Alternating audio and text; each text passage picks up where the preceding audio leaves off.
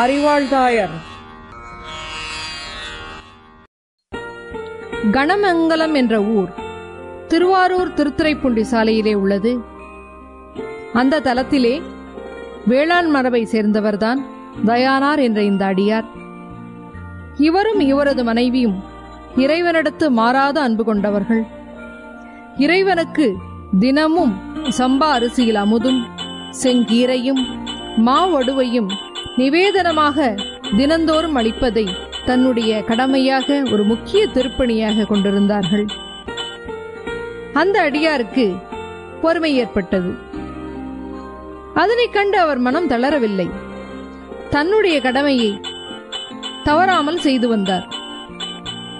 முதலாளியாக வேலை வாங்கிய நாயனார் கூலிக்கு நெல் அறுக்கும் பணியிலே இறங்குகிறார். கூலியில் கிடைக்கும் செந்நெல்லை இறைவனுக்கும், கார் நெல்லை தனக்கும் தன்னுடைய மனைவிக்கும் உணவாக வைத்துக் கொண்டார். சில காலம் சென்றது. எல்லாமே செந்நெல்லாக கிடைக்க மகிழுடன் கூலியில் தனக்கு கிடைத்த செந்நெல்லை இறைவனுக்காக ஒதுக்கினார். கீரைகளை உண்டார். சில நாட்கள் நீர் மட்டும்தான் உணவாக கிடைத்தது. அதற்காக அவர் வருந்தவில்லை. மிகுந்த மகிழ்ச்சியுடன் தன் கடமையை செய்தார். பல நாட்கள் பட்னி கிடந்தார். இறைவனுக்கு அமுது கிடைக்கின்றதே என்று மனக்களிப்போடு இருந்தார். குறிக்கோளோடு வாழ்ந்தார். ஒரு நாள் இறைவனுக்கு திரு அமுது படைப்பதற்காக செந்நெல், கீரை, மாவடு இவற்றையெல்லாம் ஒரு கூடையிலே எடுத்துக்கொண்டு கோவில் நோக்கி செல்லுகிறார். செல்லுகின்ற வழியிலே கால் தளர்கிறது. தவறி விழுந்து விடுகிறார். கூடையும் கீழே விழுகிறது. செந்நெல், அரிசி சாதம், செங்கீரை, மாவடு இவையெல்லாம் அந்த வெடிப்பிலே சிக்கிவிடுகின்றது. இதனை கண்ட நாயனார், இறைவனுக்கு திரு அமுது செய்யும் பேறு இன்று எனக்கு இல்லை. இனிமேல் நான் ஏன் உயிர் வாழ வேண்டும்?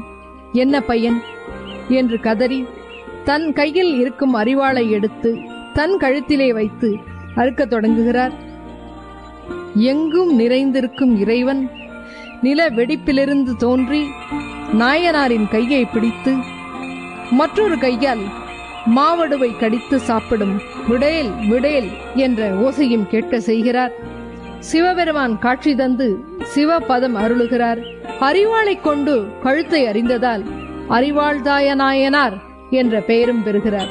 இறைவனுக்கு உணவு படைப்பதை இவர்கள் ஒரு கொள்கையாக கொண்டிருந்தார்கள்.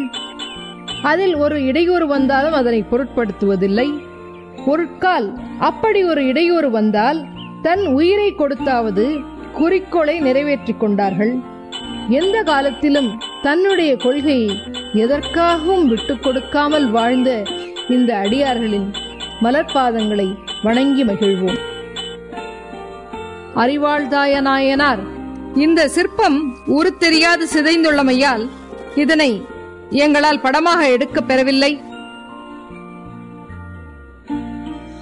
எஞ்சாத வாட்டாயன் அடியார்க்கும் அடியேன், எஞ்சாத வாட்டாயன்